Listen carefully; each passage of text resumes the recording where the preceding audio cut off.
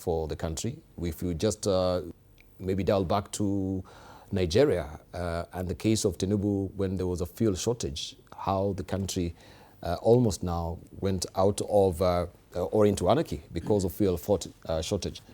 Mm-hmm. Thank you very much. The IMF is saying that all roads lead to higher prices and slower growth in the economy all over the world. As it is right now. This is going to happen. I think there are two things I want to say. One, I don't know whether I should say we are lucky as a country, because under this G2G arrangement, yes, that a contract, an obligation on the other governments that we signed with, or those government institutions, to live up to their side of the contract. And so hopefully, as the government says, those people will be able to get oil from other parts of the world because they have to live within they have to live up to their contract. But I think that said, still everyone knows these are external shocks. These are things that are beyond the, you know, it's happening in all over the world. And so I agree with my colleagues, we should really prepare for the worst case scenario. We should not, I think the statements coming out of the ministry that you have enough energy, enough fuel and all these things, I think they are not really adequate in terms of being cautionary, really cautioning Kenyans that look at what's happening in the world. There's going to be a challenge, and come up with ways. And I think even the UN and many institutions have come up internationally with how to behave now in light of all this. You know, encouraging people not to drive unless it's necessary. And all the countries, they're asking every country in the world to do that.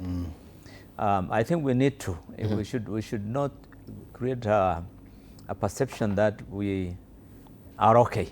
You know, we have enough. Along, yes. No, it's not about it's not about having enough. It's about the logistical challenges that are there in delivering. So that I think is important. As a country, again, I think our capacity for adequate reserves is always been a challenge.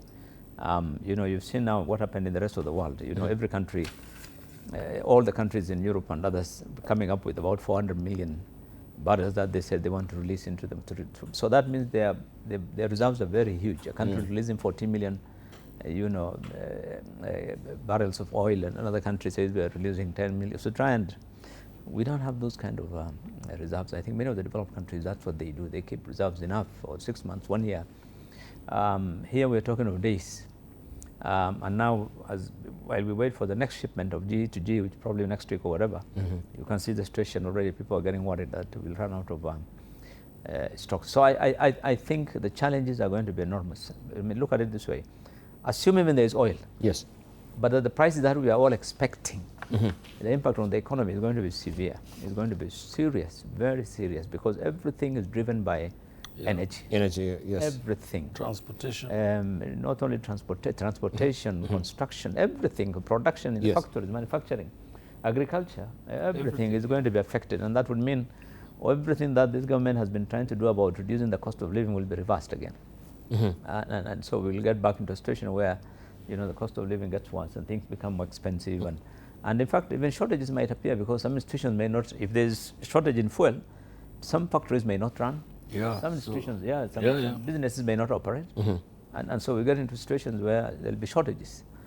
So I think government needs to look at, and the long term, you see the effect of a war normally is not immediate. It comes in the medium term, 6 months, 1 year down the road. That's when you really get We just say today, I mean, you're missing the point. I mean, look at it. All the countries in the Gulf have already said, some of them have already announced that it will take up to 5 years to construct their facilities. Some of these facilities. Yes, that's what I wanted to ask you, on that particular note, because